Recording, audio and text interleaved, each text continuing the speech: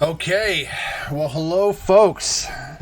Welcome to the Alliance live show. We're back in action. We had a little holiday hiatus. We weren't able to go on Sunday, so I wanted to make sure we went, one time here during the week, since we just had the launch of the GOTB, and then we'll be back again this coming Sunday with the regular scheduled show.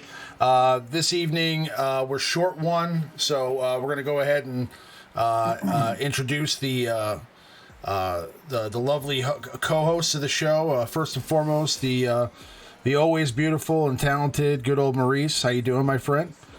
I'm doing well. How you doing, man? Good. And now, the very rugged and absolutely chiseled Avinash. How you doing, Abby? I'm doing fine, thanks.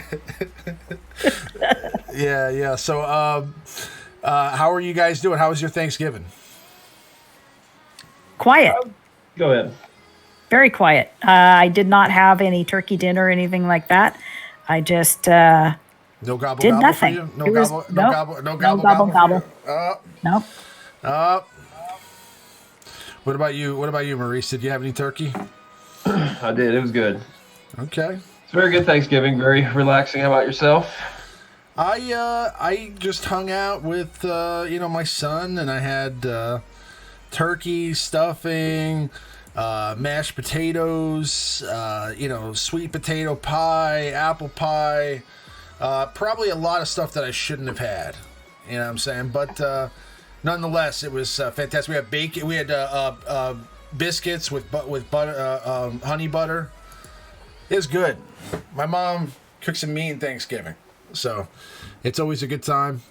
I'm not actually a huge fan of turkey. I can eat it, for Thanksgiving, but I'm more of a fan of ham and chicken and the other options out there. But moving on to the topics at hand. Obviously, today we received some shocking news that they screwed up the game again somehow. So, color me disbelief. I'm in complete disbelief, but they managed to screw up another release. What? Yeah. They screwed some. Oh my gosh, they screwed something up. Wow, I'm shocked. Yeah, I didn't. I don't know what the deal was with this. Honestly, I saw it up a few hours ago. You guys are going to have to enlighten me a little bit more about what's going on. I have the post here on the forums pulled up. It says, due to technical issues with the Republic Offensive Territory Battle, we will be stopping both Republic Offensive and Rebel Assault Hoth Light later today. We will be sending all eligible players rewards as a make good for these issues. More info on that later today. We will not be restarting either of these events immediately to give us time to address the current territory configuration issue and review for any additional bugs. We will not be changing or retuning the difficulty for Republic Offensive. We will be updating the current event schedule to this change and will update our forum post with the new updates, the new dates of all events. We apologize for the inconvenience this technical issue has caused. Thank you for your patience. So what's interesting there is they're not going to change the tuning at all, right? Because that was hard. I did the first waves of battles yesterday, for phase 1, and I have to say, I've never seen such hard content in this game. I got wiped out, by the first wave of enemies multiple times. So, it was like, I went out there with my best light side teams, and albeit, I'm not the whale I used to be anymore in this game, so I don't have the most, tricked out roster in the game anymore these days, but I figured I'd at least be able to clear a couple of waves. I was wiped out, just totally annihilated. So, I don't know. By the way, what's going on to everybody in the chat? Minato, Namikaze, NR Wilson, Travis. I will give you some reasons to still want to play this game. Just give me a few minutes here to address the topic at hand. Master KT, Little V, what's going on, buddy? Finity, what's going on? Ranger is not going to be able to make it here this evening, unfortunately. He just streamed for multiple hours on his channel, so we can't be asking him to come on and do more live streaming here. However, me, Avi, and good old Maurice have decided that all of the problems in this game, for tonight at least, are going to be blamed on Ranger. So it's Ranger's fault, and that's what we're doing. So Ranger is the one to blame for the screw up on the light side GOTB and for the state of the game as it is in general. Waffle Dolphin, what's going on? So what do you think, Maurice, all about this whole thing? You know, obviously it's a big cluster of nonsense. I mean, honestly, they're gonna start hitting people up on YouTube pretty soon for being too kid friendly. So we're gonna have to stop being kid friendly. We might as well just take the kid gloves off now and just let everybody know how we feel about it. Okay, so I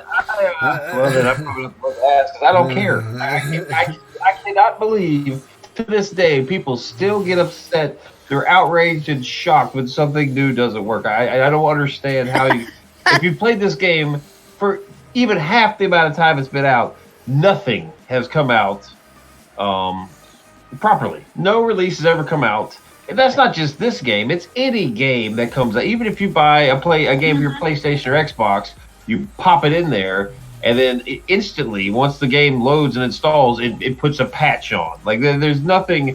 No video game is released and works anymore, right? It's not just this one. It's all of them. All of them don't work upon release. But they handled this. I will say they handled this much better than they have in the past. I mean, you've got one in your inbox, actually, probably still. The rewards they sent us, very fair compensation. That's probably way better than we would have done in Zai. Like I don't think we would have gotten that high, those amount of stars to get the prizes that we got. And it sounds like everyone got the Geonosis rewards. I asked a couple guys on our Operation Metaverse rewards. They did the Hoth. They got the relic materials and stuff. And that's a nice little package for, how long did it take you to do your light side territory missions yesterday? 7 minutes? That's 7 minutes. That's a pretty good deal. It took me less than 30 minutes on all of the accounts. All of the accounts took less than 30 minutes because it was just so bad, whereas it takes hours for me to do it on Dark Side. So check out our rewards for earning 3 stars. Yeah. You see this? That's the same for 1 credit. Even our 8 stars we got. We only got 1 credit. Yeah.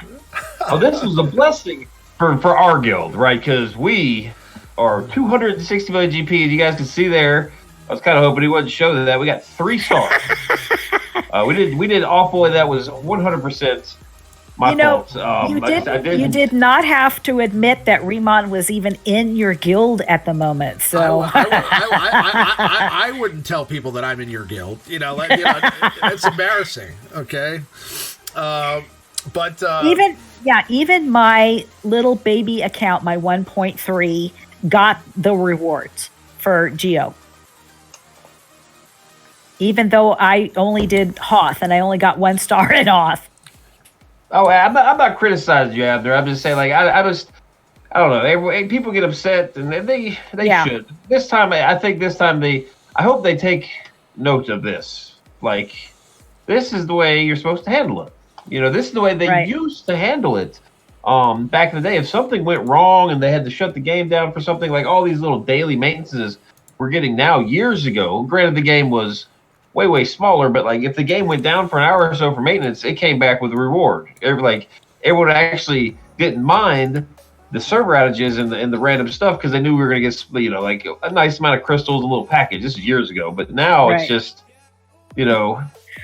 Well, sorry.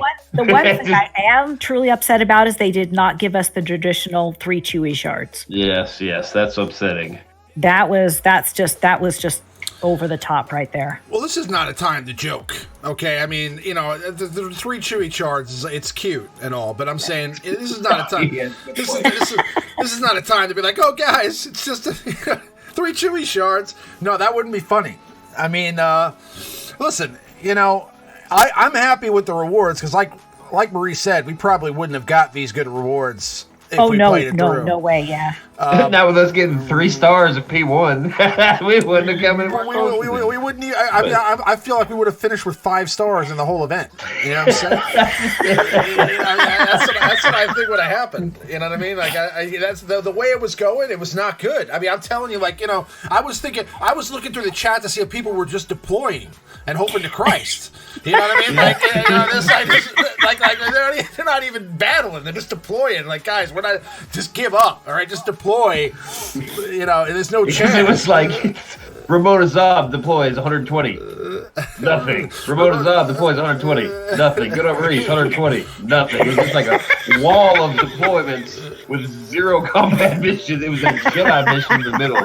Like I recorded all the videos, like of all my battles for our stream last night, and the shortest video out of all of them were my 2 combat missions in the middle. Both of them were 2 minutes and 20 seconds long. That was me getting decimated within a minute. Oh no, I was going to record some battles to kind of show, like, you know, like my Padme team and my clone team and stuff. It lasted 4 seconds. Was all it lasted. I'll tell you, I didn't even get it. I got very close to winning the ship battle. Very close. I got very close. I got very close to winning the ship battle. You know, but everything else was a complete. I mean, my best offensive team. I put my Jedi Revan team out there, and I got annihilated in the first wave. Now I know I attacked it wrong. I definitely didn't go after the first 2 characters that you have to go after first. I didn't understand what the mechanics were. So I mean, if I did it again, I might be able to clear the first wave with that team.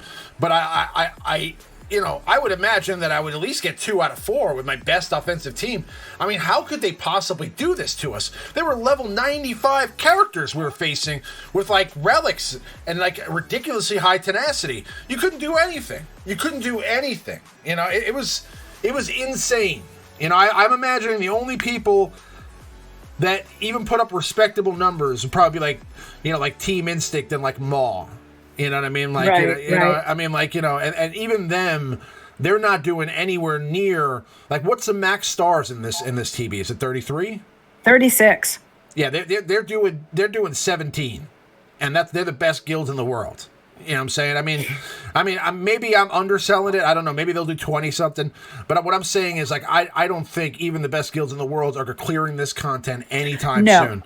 There isn't. The GP alone for some of this is absolutely astronomical, and a guild needs to be, oh my God, have 2 or 3 times what it has now to be able to even semi-accomplish the phases, let alone the end of it. It's unbelievable. Well, they are adjusting that. The GP.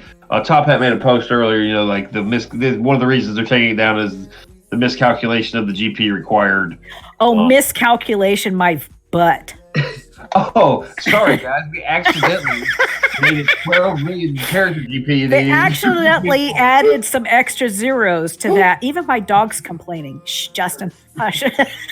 Your total guild needs to be well over 1 billion to complete this territory battle. That's ridiculous, but yeah, each person needs to have 12 million GP to be able to complete the light side territory battles. I'm sorry, that's just a little ridiculous. On that note, I mean, they did. I can't remember the verbiage they used. They did preface this very first, and I think even the second one as basically tester runs, just go have fun, and But I think now, unless you are in a very, very competitive, very high end guild, the pressure's off. You don't really need Cody and Clone Sergeant at 22,000. What are you going to do with them? You don't need to spend those second and third extra refreshes on Trooper. What are you going to do with them? You're going to lose. There's no point in expediting getting these characters that you need. Until there's some sort of the next level of progression. There is something they said in the Q&A that something is coming. It's as intended. It's a level cap increase, obviously. Level cap increase has to be.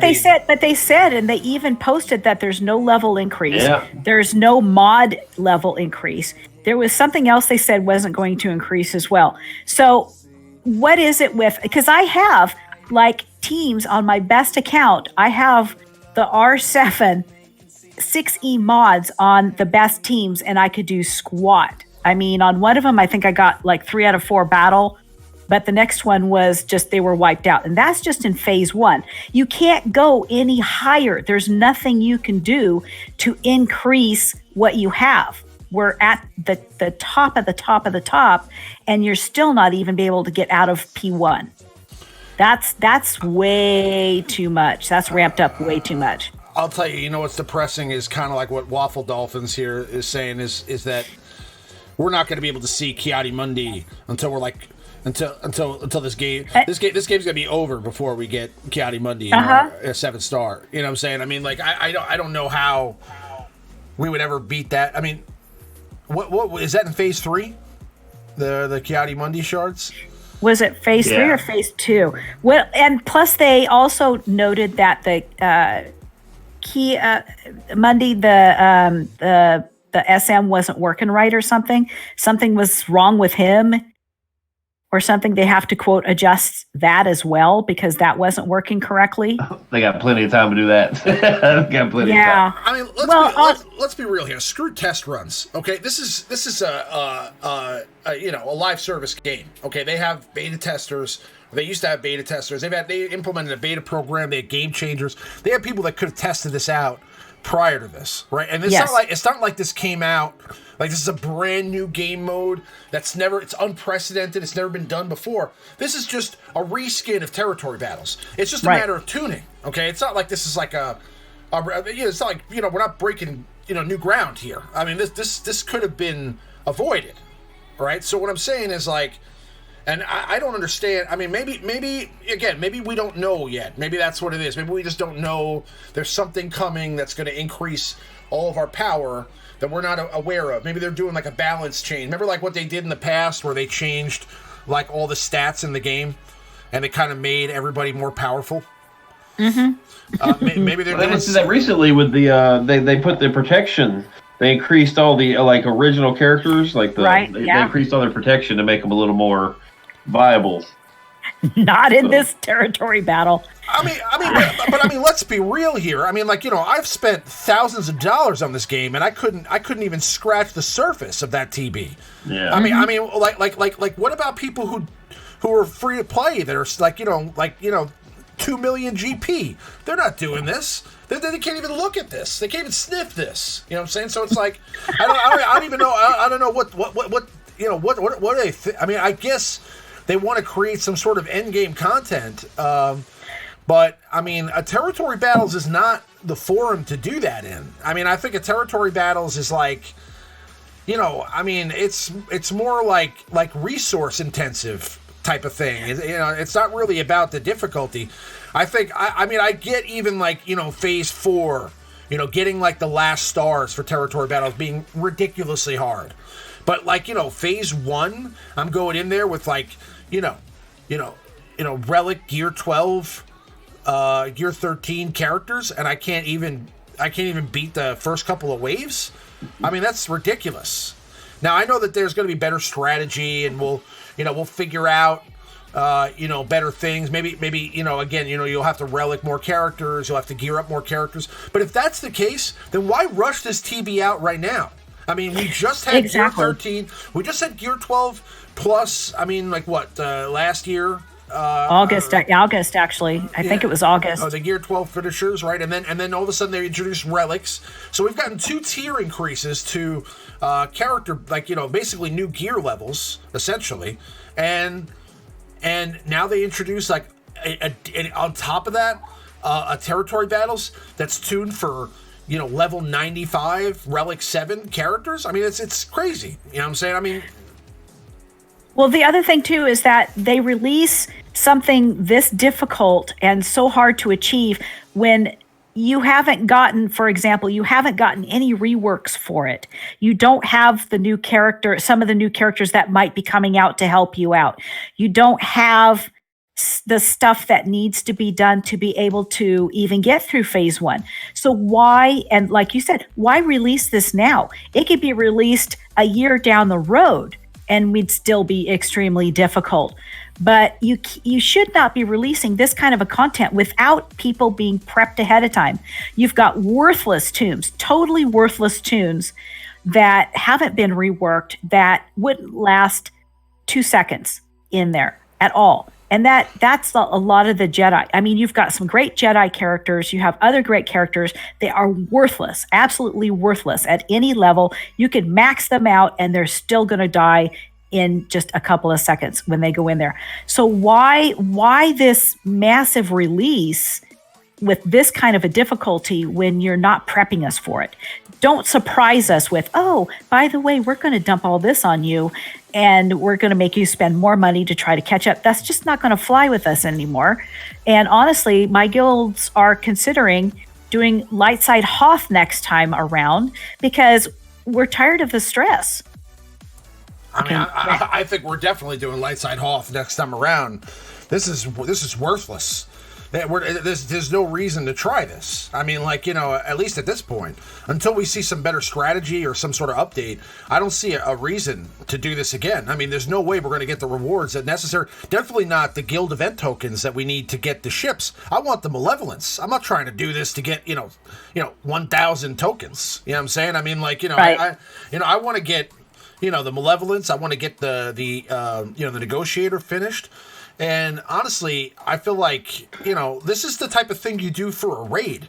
They've never done it this way. I mean, I don't know. I mean, in the past, I've had discussions with the developers before about the raids. And I'm like, why don't you just make a god tier raid that only the elite guilds can do?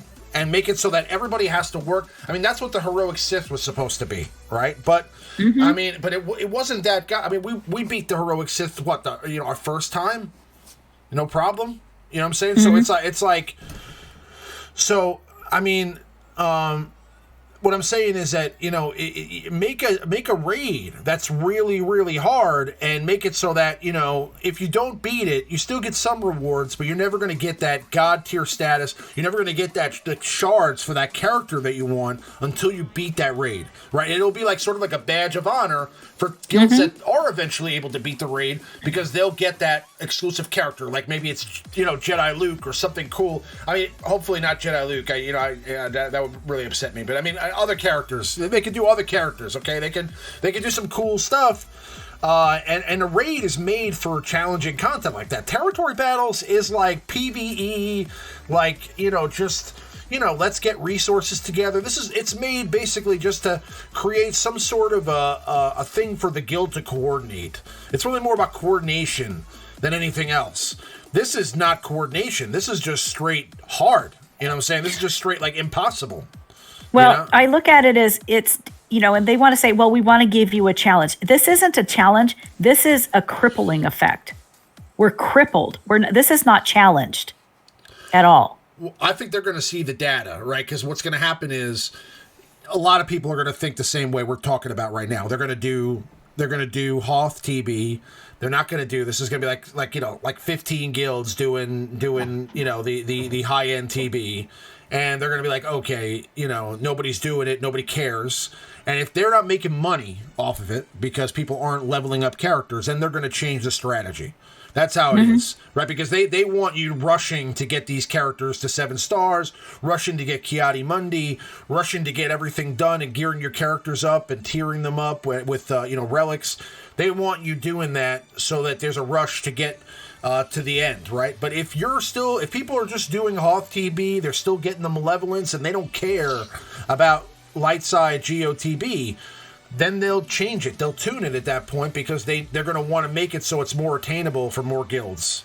Definitely. I don't think if you guys all do Hoth TB, I don't think they're going to change the mechanics of the raid. What they're going to do, they're going to expedite the release of whatever is coming to help you with it.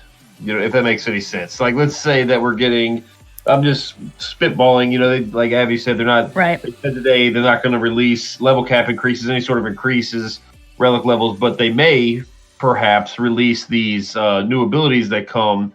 You know, maybe at Relic 5, Relic 7. I'm not exactly sure when you get them, but we all saw Treya in the game had hers accidentally on the player card, right? Like everybody could see it, like it was there. And but how could those abilities change? I mean, how could one attack make me get through 4 waves of battles? You know what I'm saying? I don't know if they're necessarily attacks. They could be like passive abilities that boost your. Like, let's say, like, I don't know, like how Kaimundi's unique, right? Just boost ridiculous stats to your whole team. Just like ridiculously OPS unique Yeah, abilities. like, you know, like Grandmaster Yoda's new ability gives, you know, 100% offense to any such and such, like Jedi, such and such character. Something, I'm just completely making this up. But that would be so broken. That would break the arena. That would be so ridiculous. If it would have to be only for territory battles. Like there'd be no way they'd be able to release something like that without it completely breaking the game. You know, there is, you know, that could be it. I mean, you know, maybe it's just a ridiculously awesome, you know, unique buff to all the characters. But I mean, I feel like it has to be. There has to be a level cap increase. The characters in the TB are level 95. There's no way they're not bringing us up to level 90 at some point. It has to happen. Those level caps. The level cap increase now is far more significant now that we have relics in the game. Like these characters, like you know, the agility and the strength is starting to get so high. You know, like the percentage. Like if you bump up your level and it gives a modifier to the 3 base stats. I mean, that's going to be much more significant now with relics and stuff than in the past. So it's going to be interesting to see. We're getting something. And a lot of good points in the chat. Well, Dolphin said all TBs are this hard when they're released. They are difficult. I don't think they were quite this difficult. No, not at this level. Well, man, when Darkseid came out, there was no relics. I think the very first time we did the Hawk or the Darkseid, you know, so I think I got 144 in P1. I think that's it. I think my Night Sisters got 4-4 with the Talisman lead P1. I thought it was the good cookies, you know, like. This is not the same. It was not this hard. You're ridiculous. right. Yes. This is ridiculous. Okay. Yes. What Mark Garnett is saying here is 8 stars in GOTB is probably better than 45 stars in Hoth. Is that true? Do you think? I was listening to Finity and Ranger earlier. I don't know if they discussed it then but it looks like. You know, kind of like the teens, middle of the teens is good enough to warrant doing it, and that's why you know you can muscle through 14, 15 stars in like an hour guild. It might take us a couple days to get those zones cleared in P1 and P2, but eventually you will complete the missions, and I think 14, 15 is feasible. And we'll have to see the difficulty on P3 and stuff, but. Well, especially now, they are scaling down, I guess, the GP required. So, that at least, if nothing else, you can just fail over and over and over again. And after 2 days, you can at least platoon your way to a star or 2, you know. So, but we'll see. Yeah, and Ranger Finny were poking a lot of fun at that guy. Said the only way they're gonna change it if people quit. they did like a Q&A reenactment earlier. It was quite clever what they did actually, and they were poking fun at that one pretty hardcore. That comment, they did make a couple bonehead comments in the Q&A. Like the one guy just tried to play. I don't know how you could, you know, what was it? A sandbag? What's that? How do you do that? I just knowing how the matchmaking works. I don't see how that's possible. But if you know something, let me know. Like, come on, man. You playing this for a fool. It's like, that's stupid. But sandbagging doesn't work. They changed the tiers now too. So even if you sandbag, you're still limiting the GP is the same. Like the active GP in the game is the same. So it's not like you're like, so no matter what, like even if my guild has, let's say, 260 million GP, and the guild we're facing has 190 million GP, but we only have 20 people go in, and they have all 50 people go in. The active GP in the game will be the same. Like, so they'll have 50 on 20, so they're going to have the same GP that we have playing in that match. So the GP but man, we have 20 Relic 7 Darth Revenant GG teams, and they have like Gear 11 CLS pimping it out with Biggs and Wedge. Like there's a huge difference. Like they're not going to pick apart my Darth Revan team with Biston and Wiggs. That's not going to happen. Like there is more to winning than just GP. I agree. GP is not everything. There is GP is not everything. No, I agree to that. I agree with that. Yeah, for sure. Go ahead and bring in your Gear 9 Akbar. Just come at me with Princess Leia. Yeah. One player could have the same GP as another player and be much worse off than the other player is, because they leveled up the right things. You know what I'm saying? They worked on the right characters, and you could have people that have like just way better bottoms of the roster than somebody else, but the top of the other person's roster is just far more elite. So the GPs can be similar, but I don't know. I mean, I would say who would win, 50 people with 1 million GP or 10 versus 10 people with 5 million GP? I would hope that the 50 people would win. They deserve it. I hope they got their wigs ready. No, but just I don't know. It's just we don't. Very rarely do we go in with 50 people, but we don't like sandbag. That's an aggressive term when it comes to guild. I'm sure the majority of guilds are probably like our guild. Let's say you go out of town for the weekend. You go to Manhattan to watch the Christmas, to go see the Christmas tree and spend the weekend and whatever. Like, you're not going to be there, so you just don't sign up for TW. I don't. That's not sandbagging in my eyes. Like, sandbagging just seems like such an aggressive term. It's like if the guild leaders sit around. It's sort of like read between the lines. You're a cheater, and that's not true. Every guild is in a different scenario, right? Yeah. Like so if you're just lackadaisical about TW and you let people join whenever they want, that's totally not sandbagging. Also, if you're shorthanded, like let's say you don't want to have. Like you have, like I remember in Alpha we had like sometimes where Avi was running like four four duplicate. What are those? I'm sorry. Four alt accounts. Yeah, 4 alt accounts in the guilds, and it's like, I mean, does she really have to do territory wars like 4 times? To no. So we would have those alts just sit out, right? Because we didn't have enough guild members, so we were actually short on recruits at the time. So for that reason, you're going in with like 42, 43, 44. But I mean, yeah, if you make it like, if you have the ability to run the whole team and you're telling people don't do it, like, like only go in with a certain amount, or you're not allowed into this TW this week, you're telling people they're not allowed to join, that's a different story, Yeah, if it was like a rotation, like if 5 players aren't allowed to join, like, or I guess it would be 6. Like if everyone just takes turns not joining, that is what I consider the aggressive term sandbagging. Like that's like organized tomfoolery. It's not just like somebody taking the weekend off, or heaven forbid they, have a kid's birthday party. It's just like I don't know. I don't know. It all looks the same though. You know what I'm saying? This is always a touchy subject. Everybody has their own opinion about this. It's not a right or wrong necessarily. It's just, it affects everybody differently. A lot depends on the guilds you're in. The very, very competitive guilds, some of them do take a lot of pride, always going in 50 deep, using their whole team. Everyone's ready to go. Everybody's participating.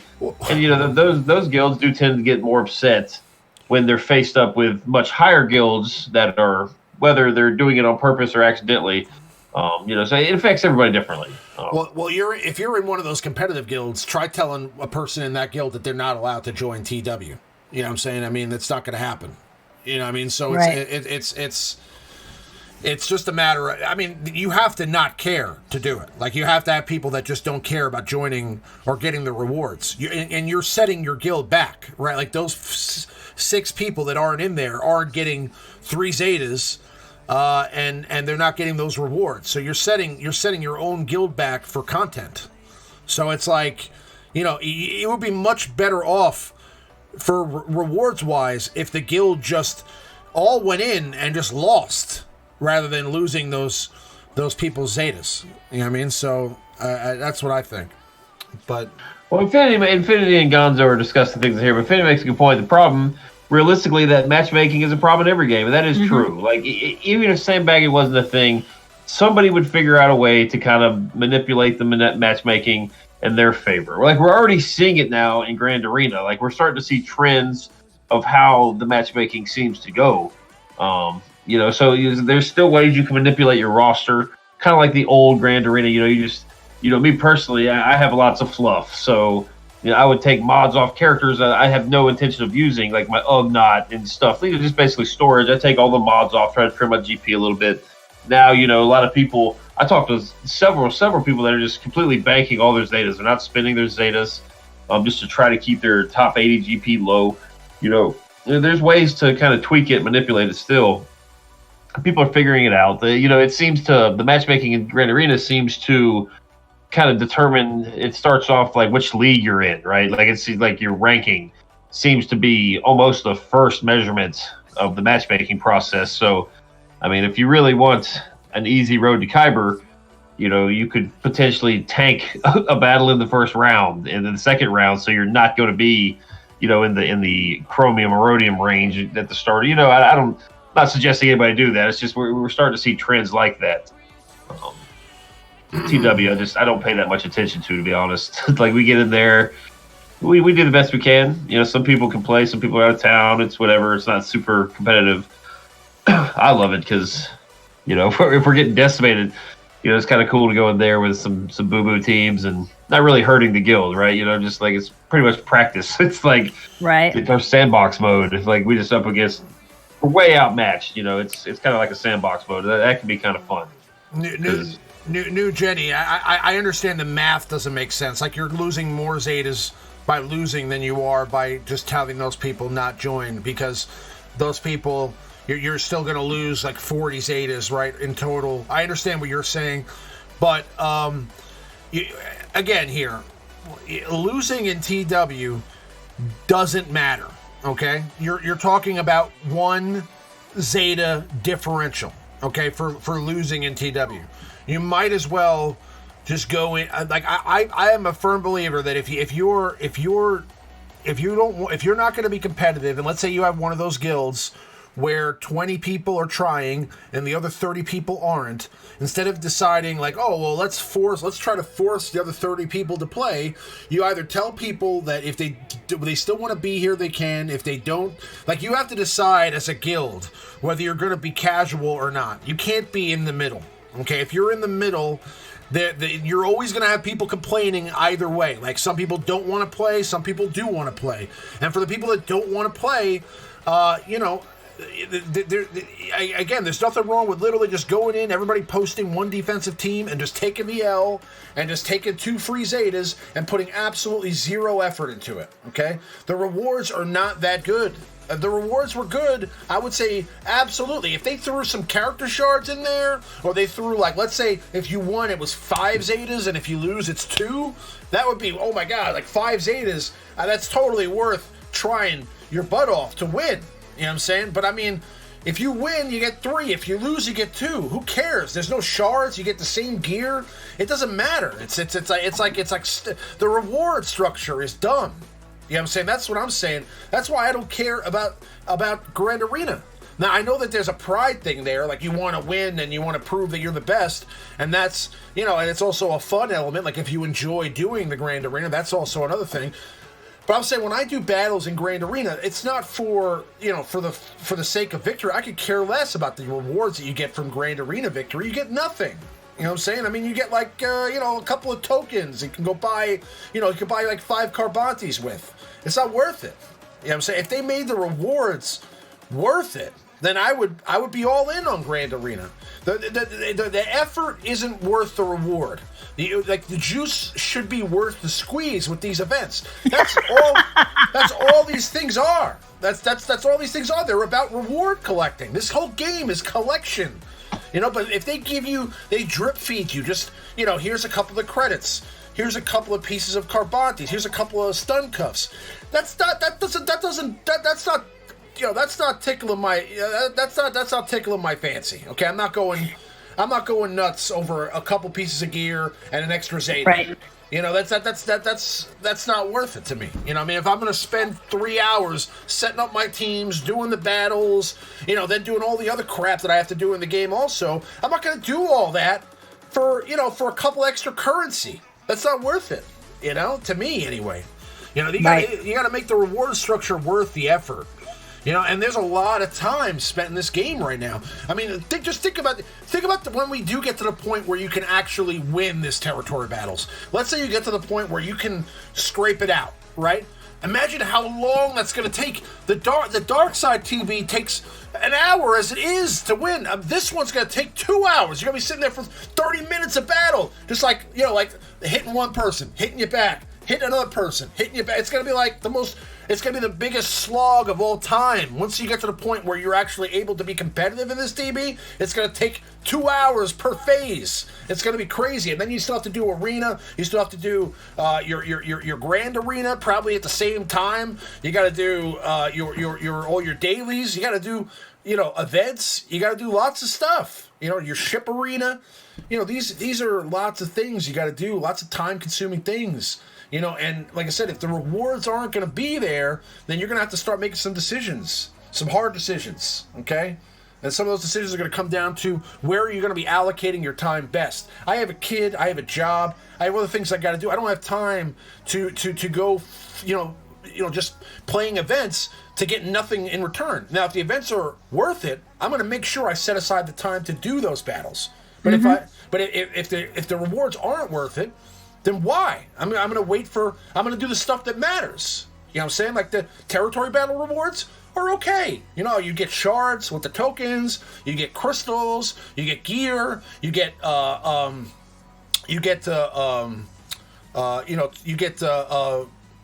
resources for relics. You get a lot of stuff. So that makes sense. But like the other events, no. No. That's why again, I always bring this up, I know, and you guys hate me for this, I'm sure, but I mean, at least with tournaments, when you put in the 3 days worth of work for the tournament, you got a character at the end, right? You get shards for a character, you unlock a character, and if you won the tournament, you got a full 7-star character. It was worth the effort. And you also got reward boxes, like you get like 50 Carbantes, and you'd get like crystals, and you get other stuff with that. You know what I mean? It doesn't make sense to be doing all that work, to get nothing. That's all I'm saying. Anyway, I digress. Well, Mark Garnett saying, and I might have missed this part in the Q&A. It was hard to focus on the actual questions themselves. I was just too busy watching Finity and Ranger's lips move behind all these ridiculous pictures. It was pretty cool. But they said that they did say they're increasing the GAC rewards basically in January. They are increasing the number of GAC tokens, hopefully double. It's basically, or really, they should just add gear. So if they did mention that in the Q&A, I missed that one. So, the stream, so good. The stream dropped for a second. Let's see if okay, it's back up. It's back, yeah.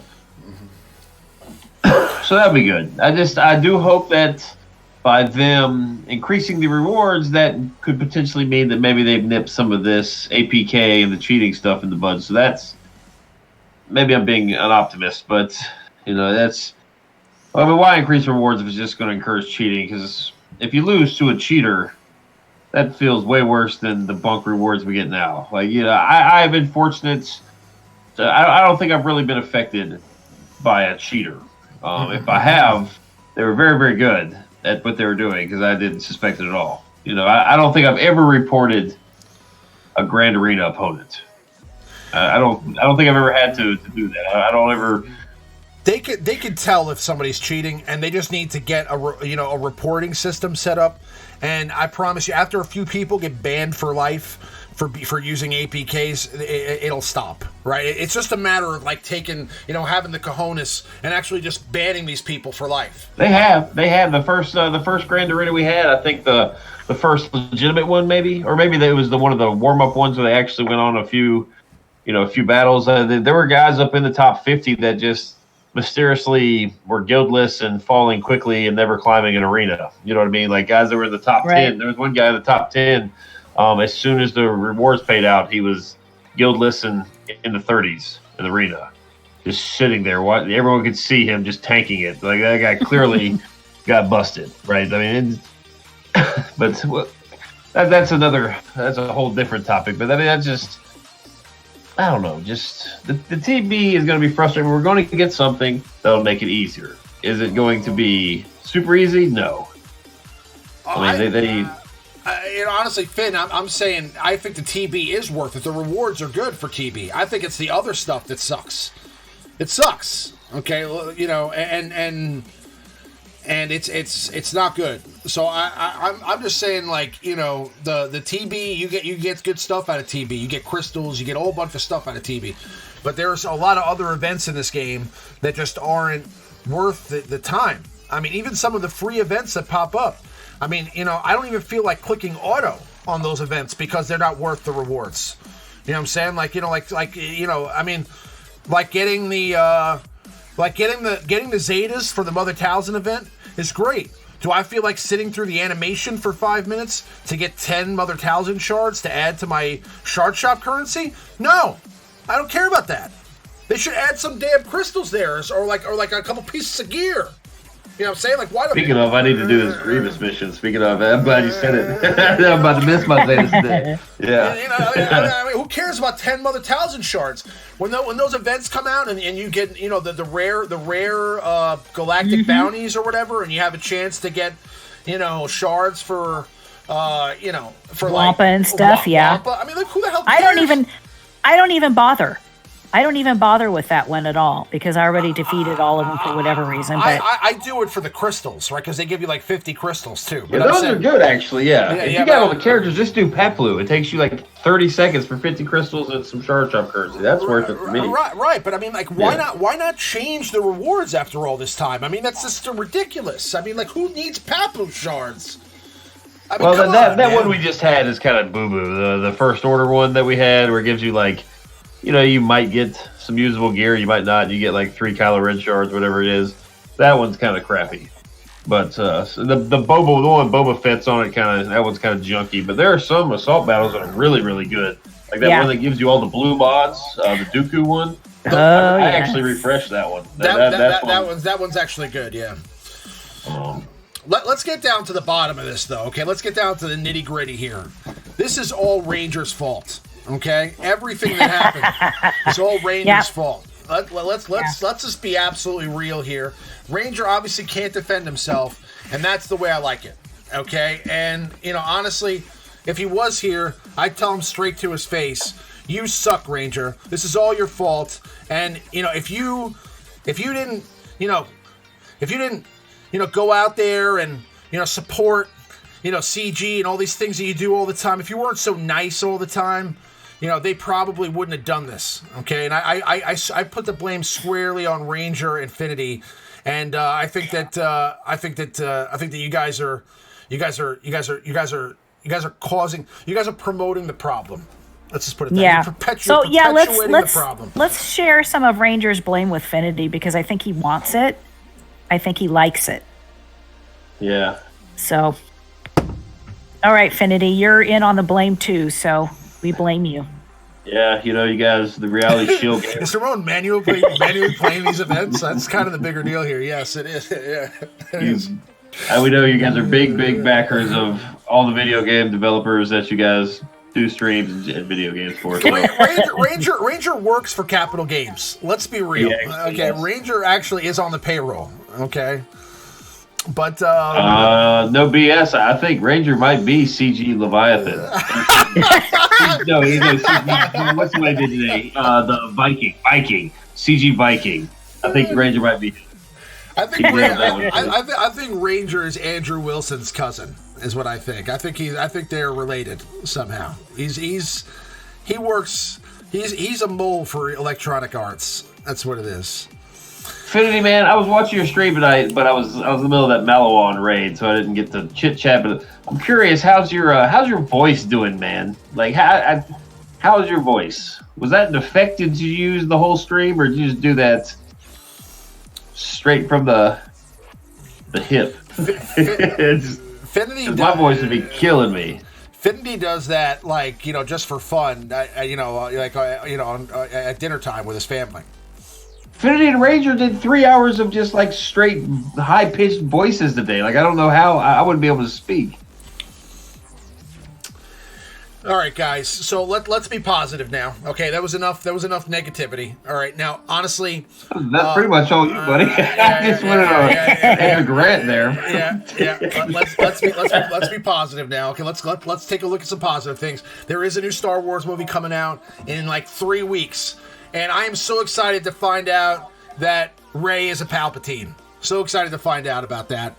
And I'm so excited to find out that I'm telling you guys right now, okay? If Han Solo comes back as a Force ghost in that movie, I'm bringing a rotten tomato with me in my pocket just to throw at the screen, okay? Just in case that happens, I'm throwing tomatoes at the screen. And I don't care if I get thrown out. Okay, I'll just pirate the movie when I come home. All right, but honestly, it's disappointing. I always actually bring Rotten Tomatoes to movies, but I save them specifically for the people that stand up and give standing ovations to the movie screen. My tomatoes are for them. So if you guys are the type of people that stand up and clap at the end of the movie, I'm in the movie theater, you get a Rotten Tomato. Those are. I mean, I get it when you're at like a ceremony and like J.J. Abrams is sitting right there clapping for the movie. You know what I mean? But if it's just you like clapping for the movie for the rest of the people in the crowd, then there's something wrong with you for sure. Force Ghost Han should not be a thing. He should not exist. There's no way that happens. There's no spoilers. I don't know what happens in the movie, Dr. Gonzo. I've never seen it before. I'm just telling you what I heard, and I'm telling you if that happens, it's a sacrilegious. It should never exist, and it's against everything that Star Wars is. Okay, and I'll tell you right now that people are gonna blow up about that if that happens. Okay, it's gonna be all over the internet. But we'll see. But I mean, listen, let's be positive here. The movie's going to be good. It's going to be great. It's a new Star Wars movie. Either way, whether it's a lump of crap or it's the most epic adventure of all time, I'm still going to love it because I love Star Wars. So I mean, I'm gonna love seeing Rey and Kylo fight for like the 14th time. I'm gonna love seeing Luke come back as a Force ghost. Hopefully we see Anakin's Force ghost. Hopefully Yoda comes back. Maybe we'll obviously we're gonna see Palpatine. I'm excited. Okay, I'm excited to see Palpatine. I'm excited to see what they do with that. Although there was some really weird trailer that they just had the other day where it sounds like a completely different person who's impersonating Palpatine. So I'm wondering what they're doing with that. But I think Ian McDiarmid is actually built to be in the film physically, so I don't know what they're doing there. Listen, all the leaks could be completely wrong. I don't know. But all I'm saying is that either way, there's a new Saga film coming out in a few weeks, so that means there's going to be new characters in the game. There's going to be new, Hero's Journey event for Rey coming. We're getting a new Kylo Ren. We're going to be getting, Hux. We're going to probably get Snoke at some point. We're going to be getting some of the Praetorian Guards. We're going to get the Sith Trooper. We're probably going to get, some of these new characters. Maybe we'll get a new version of Lando, like Old Man Lando. Maybe Veteran Smuggler Lando. How awesome! Well, there's physically like a new chick in the poster I saw today. Yeah. There's like a new character altogether in the movie. A new chick. There's Lando's. I think there's going to be a girl in there that's Lando's daughter. I think there's going to be like some chick. There's also a girl that's like a bounty hunter that's in the movie. Kerry Russell's playing a bounty hunter in the movie. So we'll see. How about the Mandalorian? Are you guys freaking out about the Mandalorian? I am freaking out about the Mandalorian. It is awesome. It is awesome. I can't wait for the next episode to come out. I'm totally stoked. I know. It's so awesome. You know, I'm like a little giddy kid about the Mandalorian. It's so I know, good. We just heard you get all high pitched. I'm excited about the Mandalorian. The Mandalorian is great. It is so good, and I'm telling you, those are the two badassest couple Baby Yoda is the in cutest Star thing. Wars history, right there. Baby Yoda is the cutest thing I've ever seen in my life. Okay, my God! I want a Baby absolutely Yoda. Die for, yes. I would love even more than a Mogwai. I would love a Baby Yoda, and I would really love a Mogwai. Okay, but I'm saying, Baby Yoda is great. The show is being done so great. I love the way Pedro Pascal is playing the character, the Mandalorian himself. They've done a great job with it, and they brought in like a lot of stuff. Like there was a Loth cat in the last episode. There was actually a Loth cat. Yes. In the last episode. That I saw it and I was like, I had to rewind it. I was like, is that a Loth cat? It was Kitty a Loth cat. Kitty wasn't very nice though. No, Kitty was not nice, but that was awesome. And and they're clearly going down a path where they're going to bring in other elements from the overarching, like from the story from the Skywalker saga. So, we'll probably see some things. Now, this is after the Empire collapses, so maybe there is definitely a strong possibility. First of all, that we could get Ezra Bridger on the show. We could get Ahsoka on the show at some point. Grand Admiral Thrawn could be on the show. They could, Filoni is on this show. Like, he could totally choose. And what better way to end that saga, right? Like, to answer what's going on with Ezra. I mean, maybe a better way would be a movie, actually, if they did a movie about it. But, I mean, I don't think they're ever going to get the green light for an Ezra Bridger movie. You know what I mean? So, realistically, if it wasn't a live action show, I can't think of a better way to do it. He can actually, kind of end the whole story about Ahsoka going after Ezra and everything in The Mandalorian. I mean, The Mandalorian can become like part of the crew. You know what I'm saying? Right. And Baby Yoda can be involved. I like the way they're building up the show. I think that they're going to go like this whole first year, just kind of introducing us to these characters and maybe giving him some people that go back. Like that lady he was with in the last episode. He'll probably run into her again sometime later in the season or something like that. So they're building up a nice stable of characters and kind of giving them some depth. And then eventually, he'll probably break off from that bounty hunter sect that he's with, and they're going to probably go after him at some point, and it'll be cool, and maybe, like I said, they can dive into Ahsoka and Sabine, going after Ezra at some point. Maybe the Mandalorian can run into them on their search for Ezra, and that would be a really cool way to kind of climax the show, to put these characters in live action. I want to see a live action Ahsoka Tano and Ezra Bridger. I want to see it. Who would play Ezra Bridger? Who would play Ezra Bridger? I mean... Jim Carrey? No. Ezra has to be somebody awesome. I mean, honestly, they could bring back Starkiller to play Ezra Bridger. The guy who plays Starkiller. His name is Jesus. Danny Glover. No. His name is he's on the Rebels show too. He does the voice for Maul, and he did the voice for Palpatine, I think, in the original Clone Wars show. His name is not Keanu Reeves. No. Well, I mean, it's a good thought. Keanu could be him. Why not? Yeah, you know what I'm saying? Keanu. It would work actually if he did, but no, they could bring in. I would want them to bring in an unknown, right? Like somebody who is just not somebody who fits the look of Ezra Bridger. He has to be like a kind of like a tan skin. They could bring in a new actor to do that. You know what I'm saying? But Ezra would have to be older and more rugged looking. You know what I mean? And probably Alex Rodriguez. They could bring in Alex Rodriguez. And I mean he can hit.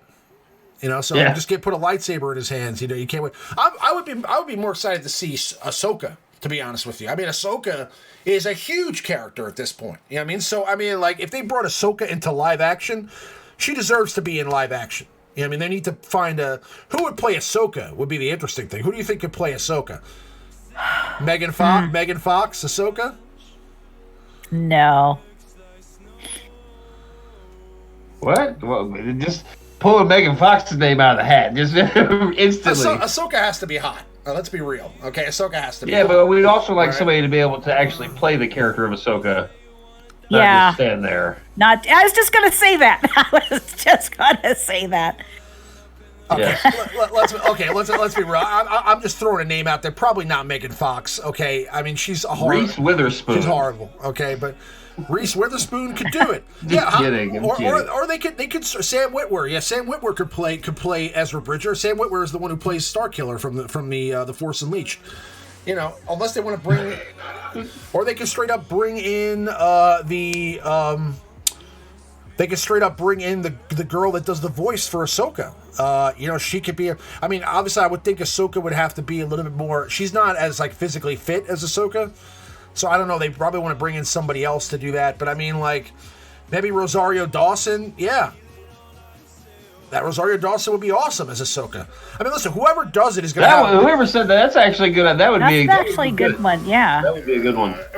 Anybody who comes in as Ahsoka is going to have their whole body painted, and they're going to have, like, you know, they're not going to look like them. So it doesn't matter who does it. It just has to be a good actress. And probably have the right, you know, the right demeanor. It would be weird if they brought in an Ahsoka that didn't act like Ahsoka. So they would have to get the person to like watch a lot of Ahsoka and make sure that they act like Ahsoka. Yeah, I mean, so they'd have to get people in knowing that they're auditioning for Ahsoka and try to get people that do the part right. You know, there were some people I saw, like some videos I saw of people that like tried to impersonate like Han Solo, and there were some people that I think would have done a better job than the guy who did play Han Solo in the movie. There's one guy in particular that I saw that looks like almost spot on. Like he literally looks exactly like a younger version of Han Solo, and he acts like Han Solo. I'll show you the video eventually. The guy would have been a perfect fit, and he's an actor. So, all right, let's move on to the meta report, the top 5, because we're not going to be doing a super long show tonight. We know. I just wanted to make sure that we got something out here about the light side TV. It's dumpster fire tonight, so we wanted to make sure that we fan the flames. So let's move on to the meta report. So General Skywalker making his presence felt on the meta report. Okay, now he's number 2. Darth Revan's days are numbered. Everybody, they're numbered. Okay, that piece of pie for General Skywalker is only going to get bigger and bigger and bigger. What do you think? It will get. I just simply don't think there's enough Skywalkers in the game to overtake Darth Revan yet. Because you got to think a lot of people are going to have General Skywalker. They're not really going to be into arena. They don't climb. You know what I'm saying? So not everybody that has General Skywalker is going to take first place. Just like everybody with Darth Revan doesn't take first place. I've got several guys in my shard that just don't really play. Just kind of don't really play arena. Just sit in the 40s. With Darth Revan, good Darth Revan teams, but. I think, well, I was about to say Kai Mundi may change it up, but that will be next year. We're talking about that when he's ready to get the meta report. But barring any new characters that are coming, this is probably going to be about the same with General Skywalker, like you said, increasing over time. But I don't really see too much else that'll hop up in here anytime soon. Mm-hmm. Right. It won't be until the next release of General Skywalker that you're actually going to see him take over the meta, I think. But remember, guys, stick Rey and the new iteration of Rey is coming out. Okay, Relic 7, your stick Rey tonight, guys, if it's possible. All right, just do it. Don't even look at your screen. Just close your eyes and do it. Okay, it's a good investment. No, I think that I still, and I'm telling you this, I still think that they've never released a character that was a hero's journey character that didn't immediately jump into the meta. They've never done it. Okay, so even if you guys, I know you guys disagree with me on Rey's last iteration, that Rey Jedi Training you think wasn't meta. Rey Jedi Training was meta, and she was the number 1. I ran her in arena, for She was, yeah. For months. She was very short. Everybody had a weird, everybody very had short for a legendary or hero's journey character. She definitely was. I hated playing Ray. Everybody had like a little bit of it. Did we lose me? No, we're good. We just No, lost you're good. Okay. Everybody had like a little bit of like a negative thought about Ray when the Ray Jedi training when she came out, because her kit was very developed. It was like a very you really had to have like all the Zetas and the team around her to make it work, right? Like you needed to have BB-8 leveled up. You needed to have all the characters around her leveled up for that team to be good. But eventually she was the meta. I think that the same is going to happen here. There's no way they're going to release a Jedi version of Rey, the most powerful character that they've ever... I mean, they're basically showing us in the new trilogy that Rey is somehow stronger than Luke, okay? Rey was able to defeat Kylo with no training, okay? And I think that J.J. Abrams is going to explain that in this movie. Like, he's going to explain that Rey was powerful for a reason, right? Like, maybe she's related to somebody that we know, okay? And they're going to make her, like, probably one of the most powerful Star Wars characters in the history of Star Wars. So I doubt very much that the Jedi version of Rey comes out in this game as a new iteration of a hero's journey, and she's not balls to the wall freaking awesome, okay? She's going to be good. And she's going to also have a Jedi tag, which means the Jedi are going to be better. So I don't think for a second that she's not going to come into this game and be OP. I mean, so, get your stick rays ready, guys. It's going to be happening. Right, but wouldn't she technically be a Jedi? Yeah, she would be a Jedi. So she would have no synergy with Stick Ray.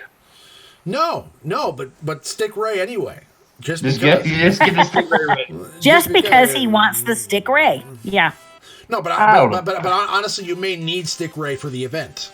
She was part of the last hero's journey for Ray, so it's possible that you could need her again. I mean, if we get some sort of legendary hero's journey character, yes, it will shake the meta up. If we just get a bunch of marquee releases like we did for the previous movie, it's going to be grand arena meta, but I don't think we'll really see much of it in the arena. I'm telling you, they're not going to have Rey, lightsaber Rey, coming out with a Jedi tag, and she's not going to be awesome. She's going to be meta, okay? And maybe she'll still be Resistance. Maybe she'll still have the Resistance tag. I don't know. Yeah. She probably will have Resistance and Jedi tags, realistically. Because that would be cool. Yeah. So that'll mean that you can probably mix and match with her. So, that'll be kind of interesting to see. And we're probably going to get a new version of Finn. Finn grew out his afro for this movie, so they're gonna cash in on that. Okay, they're gonna that new jacket he's got, that new afro, he's going into the game. Okay, Finn's coming into the game with a new version, and we'll see. They're gonna have new versions of all these characters. They're gonna milk the hell out of these characters. So. Yes, we do have this convo every stream, and I love this convo every stream. So let's just keep it going, and let's not bring it up anymore, Bimasu. Okay, let's just be quiet about it. All right, just for a little while. Until next week. Until next week. Until next. Yeah. All right, that's our top 10 leaders at rank 1.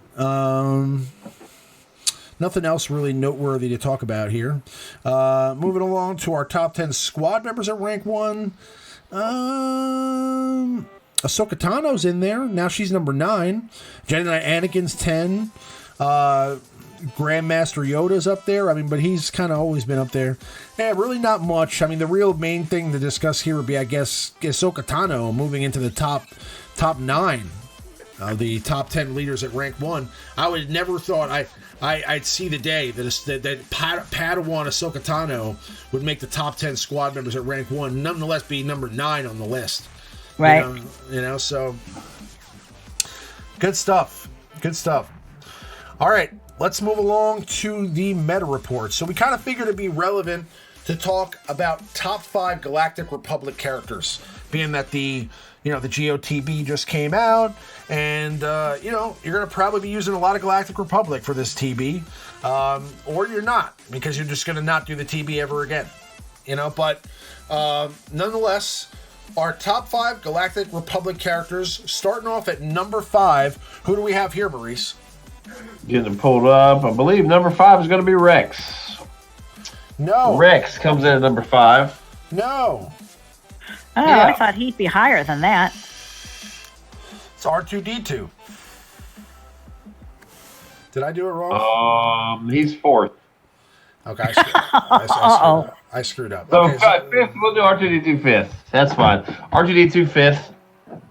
Even though, for specifically for the territory battle, he might be right near the top. He's dynamite. If any of you guys have Gear 13 him, started putting the relics on him, you can see the impact he has on a variety of teams. We talk about him all the time in these top 5s. He consistently makes top 5 lists just because he's so versatile. He's such a plug-and-play character. Here you can see I have him modded offense and health because I'm running him with my Padme team. But if you were running him with, maybe your CLS team, maybe you'd go more heavy on the protection and maybe, probably more offense. Or if you run him with your Padme team exclusively, you could just run him pretty much all health. I mean, there's just the number crunch gives just all sorts of benefits.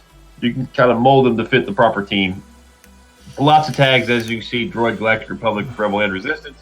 And he gives boosts to all of those. Tonight we are talking about the Galactic Republic, and he does give a nice boost to them, especially the Padme team. I do find the Padme team pretty. I won't say consistent, but I feel like R2 gives Padme a fighting chance against General Skywalker, just simply because of the boost and the extra health he gives. Your Padme team can take a little more of a beating.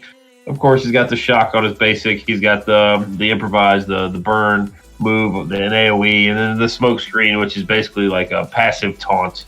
You can run him very, very fast, lead with that, and give the taunt to whoever you want. So it's a very versatile character. I mean, the main thing is all those tags. He's got so many awesome tags for light side that he's going to be, very, very essential for this TB. And you guys dogging me in the chat about my mods. Okay, let's look at my Relic 7 R2-D2 here on the screen. Okay, this is balls to the wall awesome. Look at those mods. Okay, that's awesome. That's a very impressive character you have there. It's a very impressive character I have there. Okay. No. It's not. Rex is not number 4. It's a surprise. Okay. It's going to be a surprise to me too. So you're going to have to tell me. You're going to have to tell me. Rex is not number 4. It's a surprise. Okay. It's Rex. Number 4 is Rex. You got me. Okay. I mixed up Rex and R2-D2. Rex is number 4. But for good reason. You can kind of put Rex here. Rex really should be high on the list, for sure. So, 4 or 5 is debatable. But I would say Rex is a nice piece. Listen, since his rework, that aerial advantage ability that he has is tremendous. He's got, great synergies with, Gas, obviously, General Anakin, and, his basic attack still reduces turn meter, right? Yes. Yeah. Yeah, right. So, being able to reduce turn meter on his basic and, the amount of damage he does now makes him a lot more viable of a character. I miss the days of Rex Leader, and the ability to throw in these hodgepodge teams, but they did do a good job with his rework. They didn't make him like a sourpuss. He's definitely worth the investment, and he's a good Galactic Republic character to have.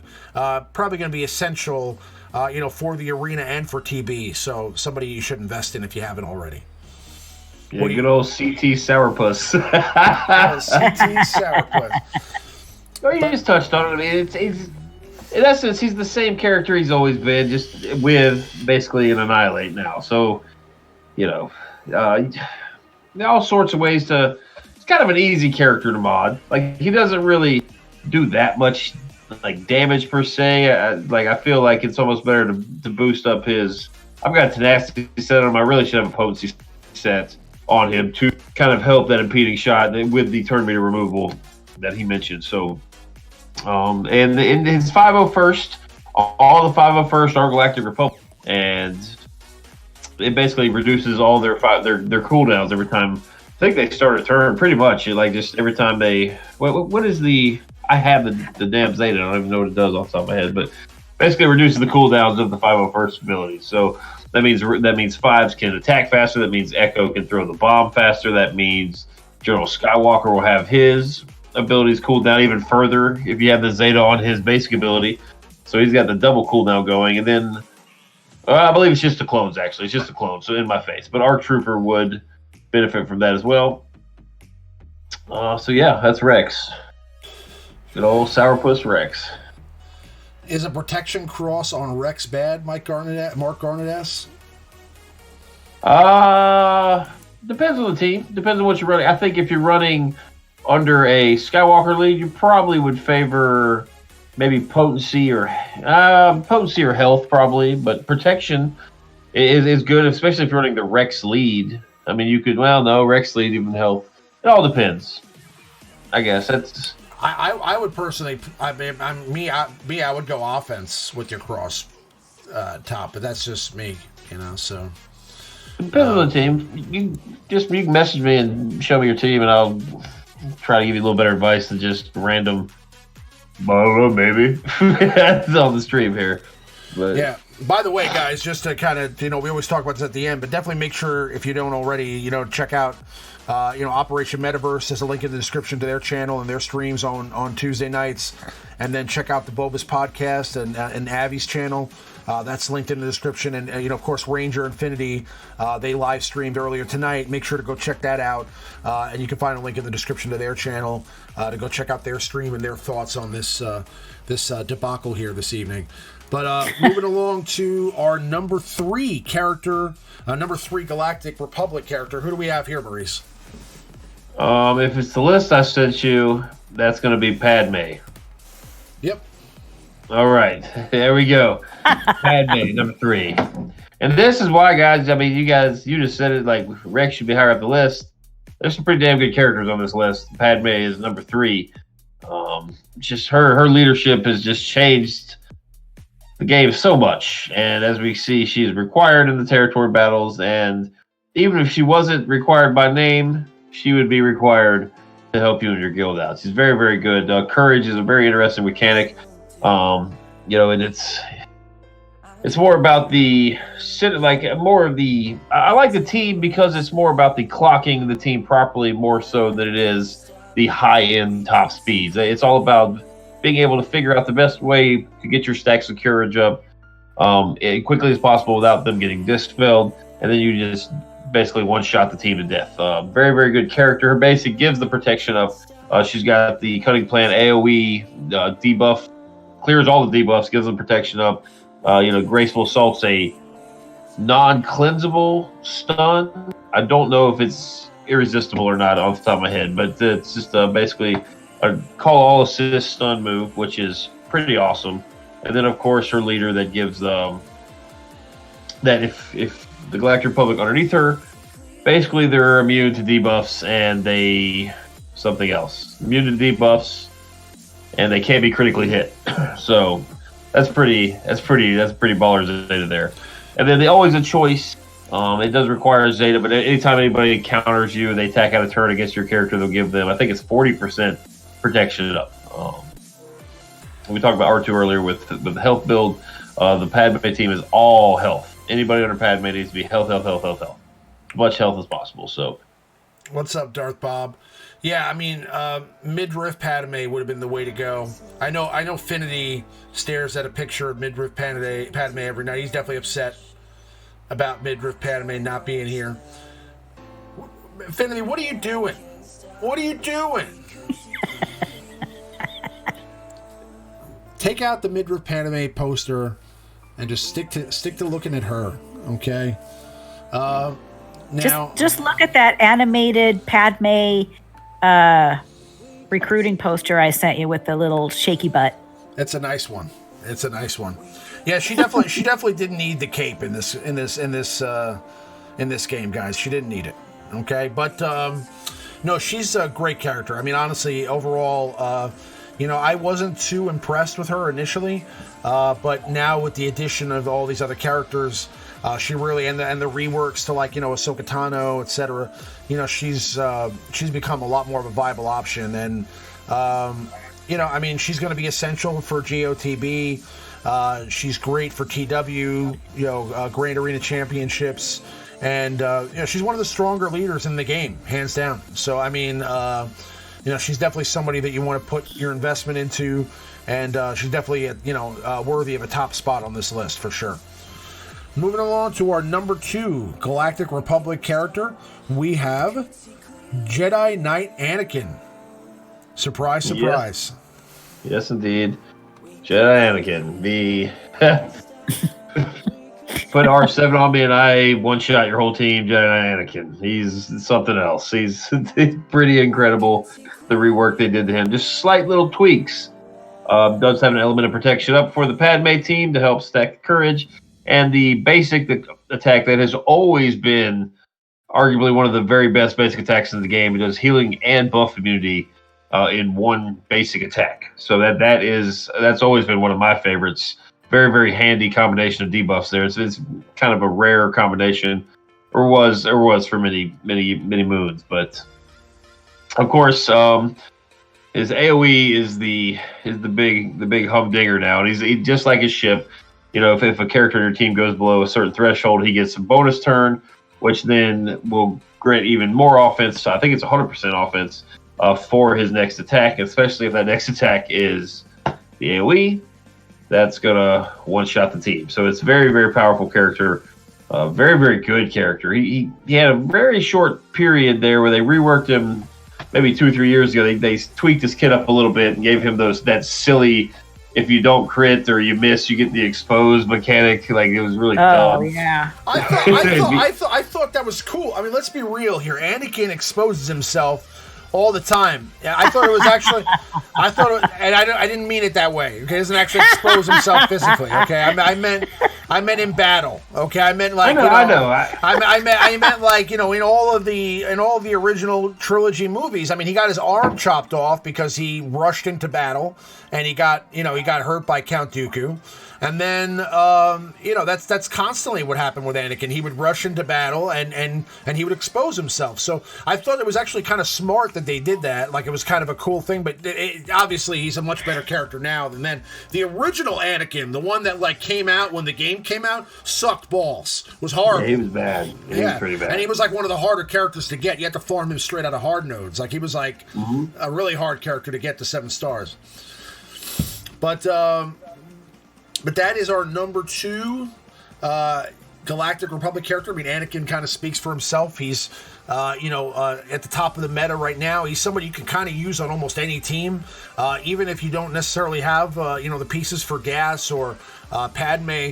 You could still throw him on as a 5th for your Sith team. You could throw him on a lot of different squads and still get the desired use out of him if you want to. So he's a good character to have, and he does a lot of damage. So he's a good raid character as well now, because the offense up that he used to be, it's kind of random, the offense up he got, but now I think it's 100% chance to proc. So there aren't too many characters that give AOE offense up, or there didn't used to be. That's why people use POW in the raid. It'd be like POW, Jedi Anakin, or like Qui-Gon Jinn are the 3 that come to mind. I'm sure there's more now, but Shock T. But AOE offense up is very, very, very important for PvE content, especially. So do keep that in mind.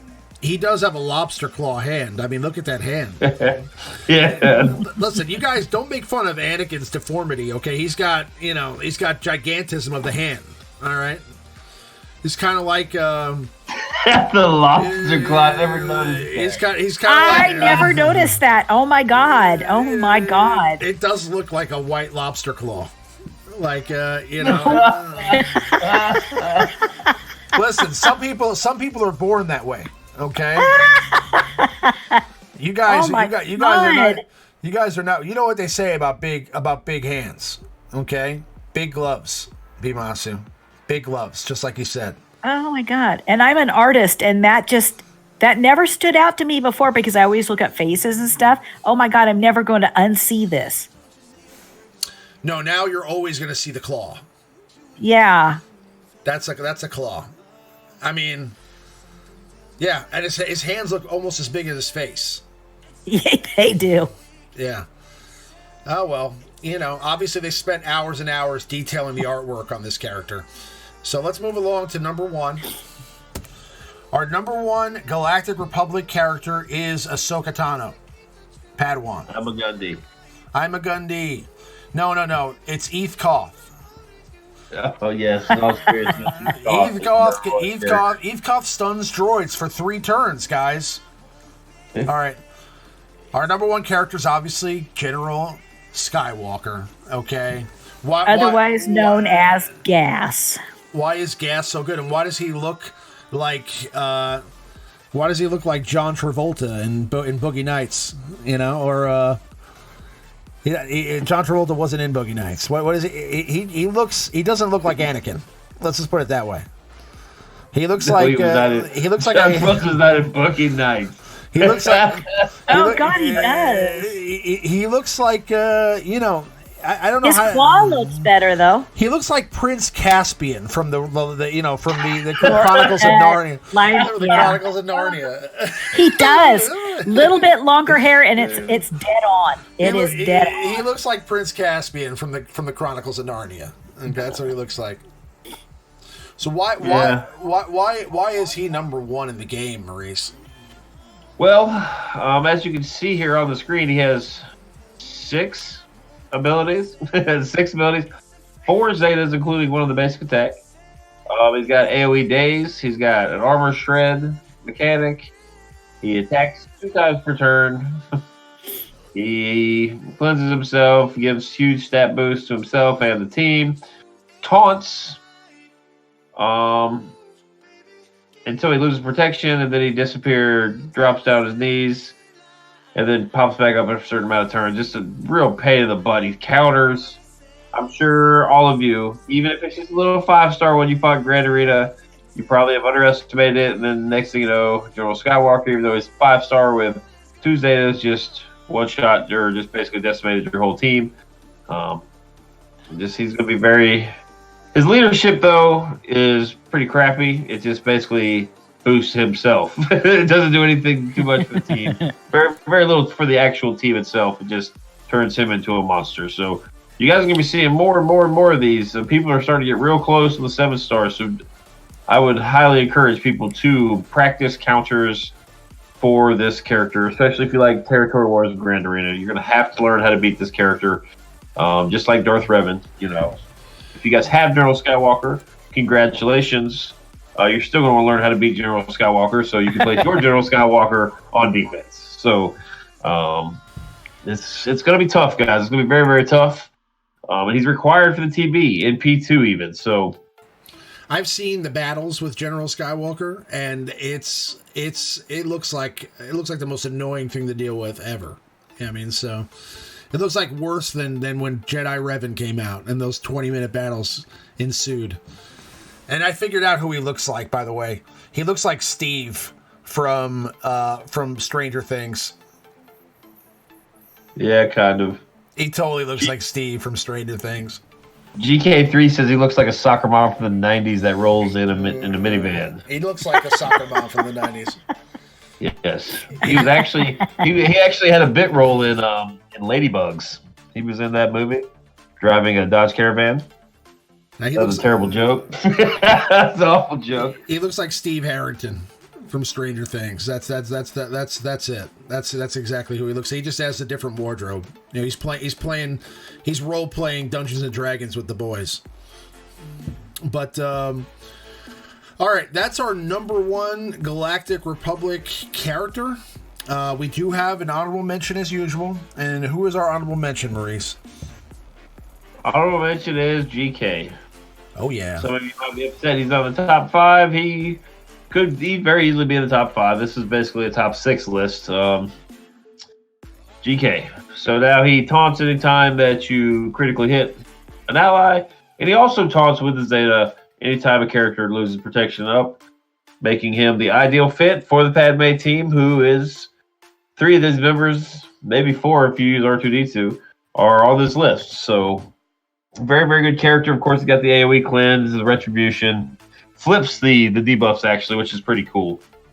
And then an AoE, he does have a leadership. It's a defensive-oriented leadership.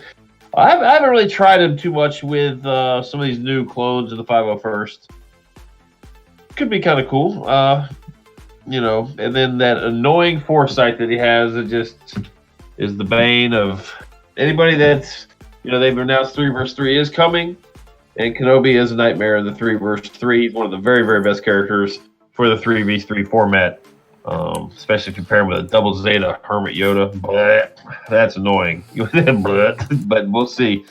We'll see where he ends up at the end of the day. Once all the characters have settled with, it will be interesting. I think a lot of these teams that we're using now, the traditional Padme team, maybe the 501st with Ahsoka, ARC Trooper's already out. There's enough characters now to where you can start, plugging and playing characters elsewhere, and it'll be interesting in a couple months to see where all these characters end up.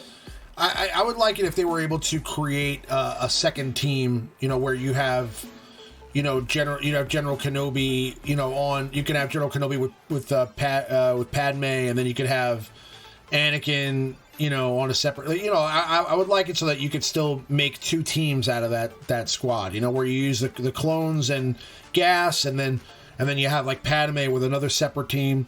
But Kenobi really belongs on that Jedi team with Revan and, them. So, I mean, we'll see. He's also a ship captain now. So he's got one of the most powerful capital ships in the game. So, he's definitely somebody that is pretty much essential. Is the negotiator required for Lightside TV? Yes. Well, I don't know, actually. I don't know if it's required by name. But I know there's a couple galactic, I think it's P2 or P3, you have to have Galactic Republic. I don't know if it's negotiator. I'm going to go on a limb and say yes, it's probably required. That way people will farm it. Yeah. But GK donated $3.99 to the stream. Thank you very much. He did have a message, but it was retracted, so I don't know what he said. But thank you very much for the donation. I appreciate that, GK. If you have a comment you want to put on the stream, you can type it into the chat here. He said, why hating on Juhani, she's OP. That's what he wrote here. He said, why hating on Juhani, she's OP, it's sick, she's so OP. Juhani is definitely not OP. Juhani's definitely not. Yeah, Juhani is probably like the worst of all those characters from the Old Republic. I would say that every other character from the Old Republic, from T3 to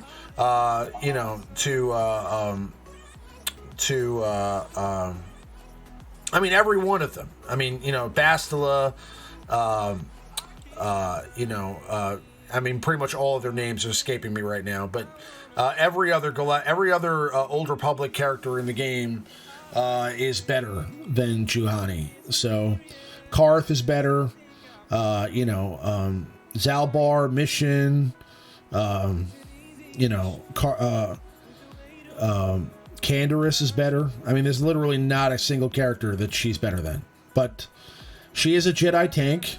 So she has use. Honestly, if you have to use Kenobi somewhere else, let's say in TW or something like that, you can use Juhani as a supplemental tank for like a Jedi Revan team or for another Jedi team. So she's an option, really more as like a placeholder for a 5th character, but she's just to have a tank on your team. But she's not going to replace, as we kind of hoped she would. We thought she might be able to replace Kenobi on that squad, but she's not really able to do that. So yeah. We were hoping for that one, or at least I 100% was hoping for that. That just didn't work out. But yeah, that would have been cool. But that is our top 5 Galactic Republic characters. Please do, show us your support by hitting that like button on the video. It does make us feel better, and it does help the channel. And again, if you like this kind of thing, or if there is a top 5 that you'd like to see after the video is posted online, you can go ahead and post a comment at the bottom of the video, letting us know of any top 5s that you'd like to see in the future, and we'll try to accommodate that, as long as it's not a ridiculous top 5. But I mean, maybe even if it is a ridiculous top 5. Anyway, we'll go back to some gameplay here, and while we do that, we'll do the typical thing that we do at this time, which is our Q&A segment. I don't think there were a lot of questions. We're going to be wrapping up the stream here pretty soon. We're going to be back again live on Sunday, guys. But if you guys have any questions you'd like to ask, if you have any topics you'd like to discuss before we wrap it up, now's the time. Please do type your questions into the chat, and we'll scoop them up here and try to discuss them before we wrap up the stream. Yeah. I mean, Finity asked a few like trolly questions, and they're just little fun questions. But I was pretty much keeping up with chat the whole night tonight. I didn't really see too many legitimate questions. All the questions I saw were kind of related to what was going on the screen at the moment. Yeah. We kind of answered them. But if you guys have anything you want to discuss, type it in now. Otherwise, we're going to go ahead and call a stream here in a few moments. Just kind of in summation of this whole thing with the TB and what's going on. I like to give them the benefit of the doubt because, again, this is a live service game. There are lots of opportunities for things that, hiccups. At least they are releasing new content. I would love it if it was not reskinned content. I would like genuinely new content that's different, like a new raid or something like that. And like we were talking about earlier, there are some people that mentioned in the chat, we could possibly be seeing like a Death Star raid that would involve ships, etc. That would have been something that would be a lot more welcomed at this moment in time, I think, than this ridiculously hard territory battles. So hopefully. Hopefully they do take some of our feedback into account and release something like that soon. They haven't really released a new meaningful piece of competitive raid since the Sith raid, which was that was the beginning of last year. So we're talking about almost 2 years since we've had a new raid. Yeah. So in that time we haven't had a level cap increase. We haven't had new nodes to farm. It would have been nice for them to add something meaningful for ships, a new raid that maybe brings us into a different era. They could have even done they kind of did already do an Old Republic raid with the Sith raid, but I'm saying there are lots of things they can do. I mean, hopefully they release some content coming up for the new movie. Even if they wanted to do like a Force Awakens raid or like a Force Awakens event, that would be kind of cool. Like something from the new trilogy would be well invited. Like something that maybe gave buffs to Rey and Kylo Ren and First Order and Resistance characters, like some sort of a new piece of content that involved the new trilogy. I think it would be perfect timing to do something like that, like right before the movie's about to drop. It'll kind of get people into the mood for the new trilogy, get used to the new characters again, and kind of getting people excited about the upcoming film and the new content that's coming. So we did have a question here, I think, right? Said, have they addressed the power level of Lightside Geo anywhere? Did they did immediately for Hoth? They did immediately address it for Hoth Dark Side. So did they address it for this one? Nope. Well, they came out with a post, and like I said, they said they were looking at the GP needed, but it was pretty much said both the Q&A and Chrome's post that the difficulty level is not changing. They were pretty adamant. Yeah. Seemed pretty stern and firm on that one. Yeah. Intended. Yeah.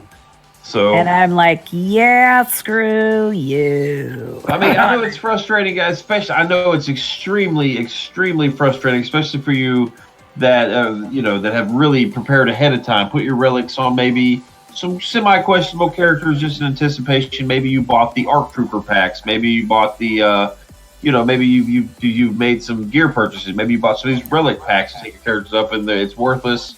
Don't get too frustrated. The next time this comes back, just do your best, and then maybe by the second time it rotates around, we'll have something that increases our characters even further. I know that's not exciting for some, but they're not going to just let this sit here and not give us an opportunity to at least compete in it. Like it's coming. Something is coming that will allow us to do better. So yeah, it's Relic 7 level 90 characters. But I mean, it has to be something. Yeah. And I mean, worst case scenario, we we have a 40-hour territory battle with very good rewards after 40 hours. So I will say that prize box that we got today was probably the best prize box I've ever gotten for TV. So I mean, that was pretty cool. So yeah, it was cool. But yeah, I mean, we had some so Waffle Dolphin said that he never gets to catch the streams on Sundays, so he's happy we streamed tonight. That's awesome, man. I'm glad you're able to join us. It's difficult to get everybody together. I like doing the show with all of us together. It's a lot more fun that way. So I think Sunday's a good day for that. But we'll experiment with maybe doing the stream a little bit earlier if possible in the future, see if more people can catch it. But as far as that goes, and if we ever get when we get closer to the movie, I'm definitely doing a review of the movie, and we're definitely going to have some spoiler discussions about it after it comes out. So we'll get into that, and maybe we'll do a stream during the week if we get any content about that. If we get maybe a release of an event, or if Stick Ray gets a buff or something like that, I'm definitely streaming right away. But all right, guys, I think we're going to wrap it up here. I appreciate all of you guys coming out. GK3, thank you again for the donation. Everybody, thank you for your comments and for sharing and being live in the chat. That's always the best part of these streams, is talking to you guys and kind of interacting and having a good time. And chat was lively tonight. Yeah, thanks, guys. Yeah, for sure. A lot of good stuff going on there. Yeah. We will be back on Sunday. So what's going on for Operation Metaverse this week, Maurice? We actually have had a couple videos come out. I did a kind of a negotiator mirror match video, and TMoney actually did what she was predicting would be some of the best characters to kind of prepare for Monday. We've got another video coming out probably on R2. And then we got even a fourth one in the works. We're getting pretty busy with the videos. We're doing a little differently. We got some different work schedule stuff now, so we're kind of having to split up a little bit. But it'll probably be good for the channel. We can put out more content than what we have in the past. We streamed last night. It was a good stream, fun stream. At the time, we basically were just making fun of ourselves how poorly we did in in the territory battle, but we did not know at the time that it would be canceled. So that's unfortunate. I think I got a little drunk there towards the end. so yeah. Oh, that would have been fun. Yeah. But yeah. But yeah, it's good. Tuesday nights, guys, 10 o'clock as always. We'll be streaming. So link is in the description, guys. Definitely make sure to check them out on Tuesday nights and go check out their new videos. What's going on with Boba's podcast, Boba's Alliance, Abby? Looks like we're going to be joining efforts with Knights of the Robot Wizard. Okay. Podcast that they have now, because it's because of all the crap that's been going on, and not necessarily with the light side, but just other stuff. It's like everybody's dropping. And so I'm like the only one left on the podcast at the moment. So I'm looking for to combine efforts with another podcast, so we can kind of do a dual effort. And they're a new member of our alliance too, so that helps. That's awesome. Kind of get things going, and so that'll be good. And hopefully, we'll get one started on Monday. Awesome. And Waffle Dolphin says, "Thank you, Maurice. That your negotiator video was awesome, and now he takes number one every day with a 5-star negotiator." Okay, but yeah, I think it helps some people, and a lot of people have different strategies. That's the one that worked for me, so I just shared it. And I've had a couple people say that it's helping us. So good. I'm glad. I'm glad. Because if you got a negotiator, get yourself first place. You're getting the shards for it. It's 1A or 1B, depending on what you look at it. Capital ship. So good, man. I'm glad. Awesome. And Ranger's not here, but they'll be they streamed earlier tonight. Definitely click on the link in the description to the Reality Skewed Gamers channel to go check out their stream from earlier tonight. And they'll be streaming every weekday at lunchtime for their RSG lunch stream, and then on Saturday they're doing the Jedi Academy stream as usual, and then we'll all be together again on Sunday night for our Alliance live show 120. So we look forward to seeing you guys over the weekend. I appreciate everybody coming out tonight. It was a lot of fun. And, we will see you guys on Sunday. If you guys have any thing you'd like to share, definitely just write something in the comments section of the video. And, I'll try to respond. But I hope everybody has a wonderful evening. And thank you for sticking it out late with us tonight on a Wednesday evening. You guys are awesome. And, I hope you guys have a great rest of your week. May the Force be with everyone, and we'll see you guys on the next one. Have a good night, guys.